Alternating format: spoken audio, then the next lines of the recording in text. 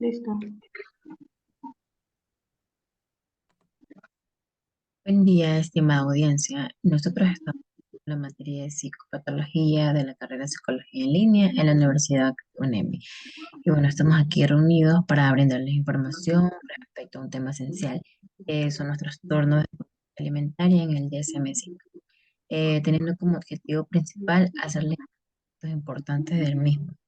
Dentro de la investigación realizada, nos damos cuenta que existen 8 cambios, que son trastorno de ruminación, trastorno de evitación, restricción de la ingesta de alimentos, trastorno de atracones, trastorno de la ingestión de alimentos especificados, trastorno de la ingestión de alimentos no especificados, anorexia nerviosa, bulimia nerviosa y pico. Le voy a mencionar dos de estos trastornos aquí. Sería el PICA, que se comprende como un trastorno alimentario que caracteriza pues por comer con regularidad cosas que no son alimentos. Lo que generalmente consumen pues como papel, barro, suciedad o cabello. Puede ser diagnosticado a cualquier edad. Dicho trastorno es inapropiado al grado del individuo, ¿no?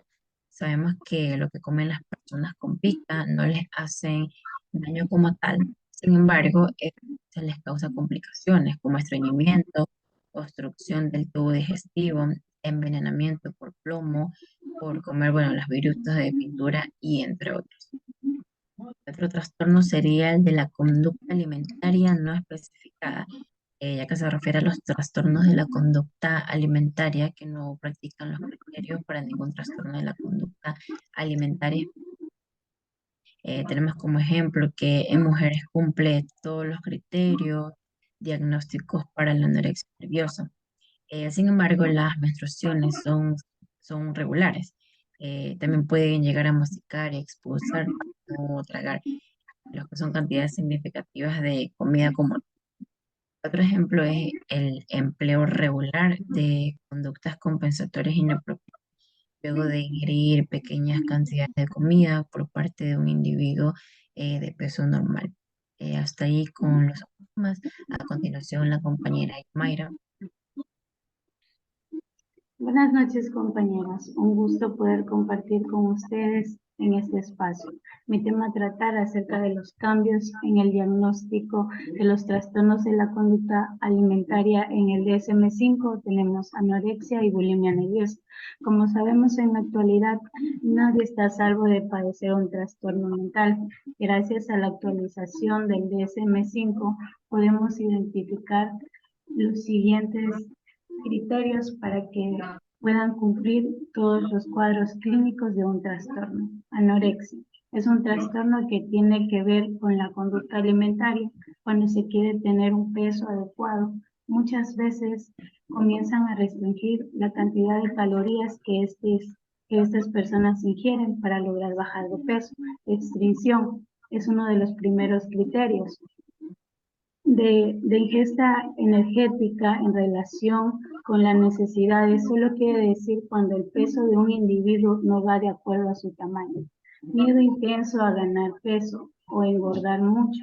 Muchas veces miedo de subir de peso excesivamente o dejar de comer.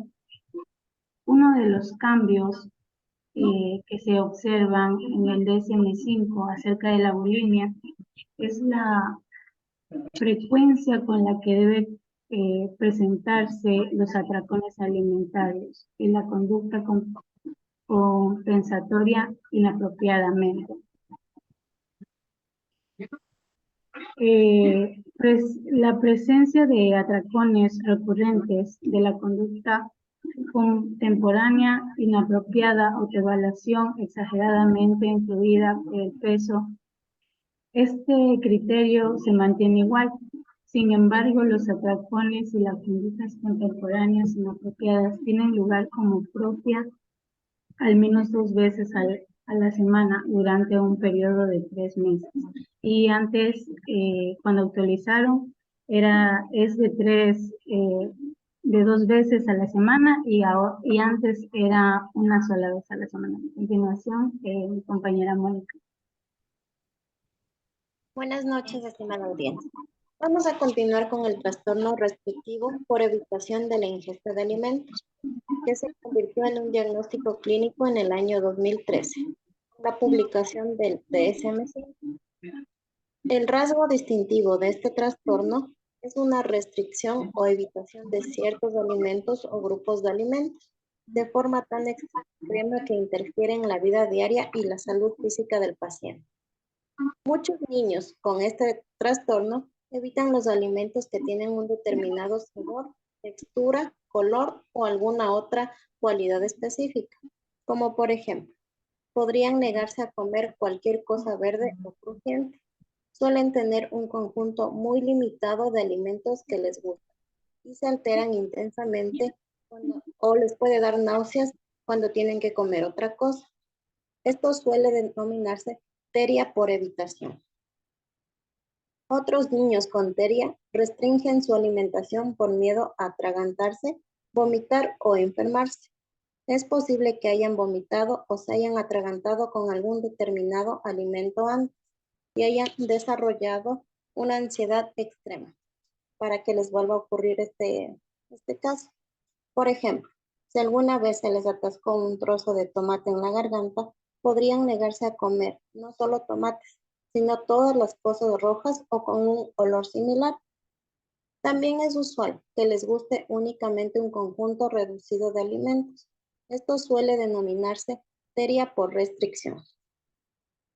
Es habitual que los niños con teria tengan hábitos rígidos en torno a la comida.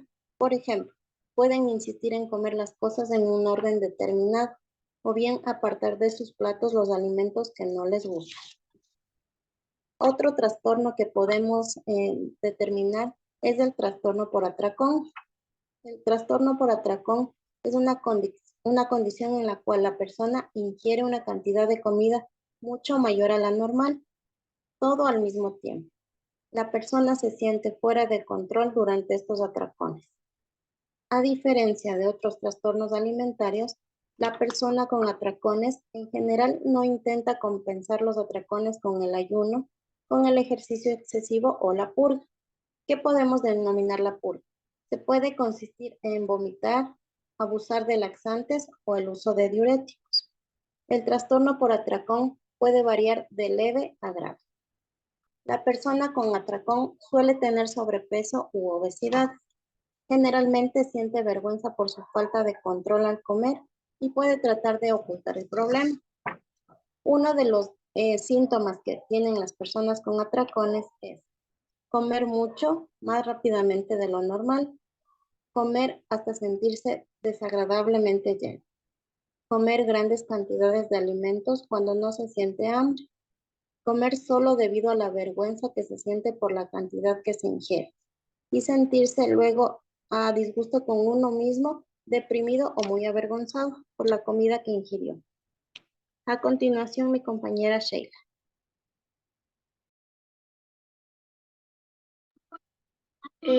Buenas con todos, compañeros. Voy a hablar sobre el trastorno de rumiación.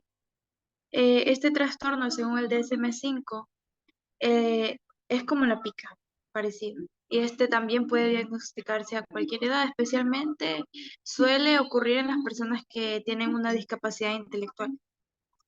Los clínicos deberían considerar la duración normal, por decirlo así, mínimo un mes, porque según este criterio ese es el tiempo reducido para que se pueda producir esta conducta. Aunque parece muy relevante para los niños, aún no sabemos si es suficiente para los adultos. Tenemos también el trastorno alimentario o de la ingesta de alimentos especificados. La principal característica de este trastorno es la evitación o restricción de alimentos, por lo cual el DSM-5 se desarrolla mejor y agrega 5 características, que al menos una de las cuales está relacionada con consecuencias conductuales como el bajo del peso al nacer, deficiencias nutricionales severas, alteraciones en el campo psicosocial, entre otros. Cabe recalcar también que los hábitos alimentarios no están asociados a carencias alimentarias, prácticas culturales o comportamientos propios del desarrollo. Parece razonable distinguir a los pacientes con anorexia o bulimia. Este trastorno puede diagnosticarse también a cualquier edad, como los que vimos anteriormente, incluida la aplicación del DSM-4 y propuesta para distinguirlo como un problema médico o mental en el DSM-5, que también puede considerarse simultáneamente para otros trastornos. Si se cree obviamente que tiene una importancia clínica, se lo asocia a los otros trastornos. Aunque debemos también distinguir y diferenciar que la anorexia nerviosa, en la que la restricción dietética se introduce por motivos distintos al miedo a la obesidad, es diferente. Bueno, compañeros, con esto yo dejo concluida nuestra exposición referente a lo que vendría a ser la emoción y el estado de ánimo. Muchas gracias, compañeros y docentes. Gracias.